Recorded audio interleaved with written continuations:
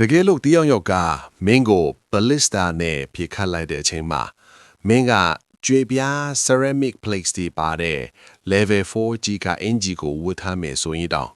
အဲ့ဒီမြားတန်ကြီးဟာမင်းရဲ့ခန္ဓာကိုယ်ကိုတန်းတန်းမတ်မတ်ဖောက်ထွက်သွားမှာဖြစ်ပြီးအသက်ရှင်ဖို့အခွင့်အရေးလုံးဝရှိမှာမဟုတ်ပါဘူးမင်းကကြီးကအင်ဂျီဆဲတဲ့လောက်ကိုထပ်ပြီးဝတ်ထားရတောင်ဒါကဘာမှအကူအညီဖြစ်မှာမဟုတ်ပါဘူးမြားတန်ကြီးကခန္ဓာကိုယ်ကိုအဆုံးထိဖောက်မထွက်သွားဘူးဆိုရင်တော့မှအဲ့ဒီကနေထွက်လာတဲ့ရိုက်ခတ်မှုစွမ်းအင် impact energy ကတဲ့မင်းရဲ့နယိုးဒီကိုအစိတ်စိတ်အမွာမွာဖြစ်သွားစေပြီးအတွင်းကလေးစားတွေကိုပါပျက်စီးသွားစေမှာပါဒါပေမဲ့မင်းကကြီးကာအင်ကြီးအထက်90လောက်ကိုထပ်ထားမယ်ဆိုရင်တော့အဲ့ဒီလှန်တန်ကြီးဟာလန်တဝက်လောက်အထိရောက်တဲ့အခါမှာတော့အရှိန်သေးသွားနိုင်ပါတယ်ဒါပေမဲ့လည်းအဲ့ဒီရိုက်ခတ်မှုက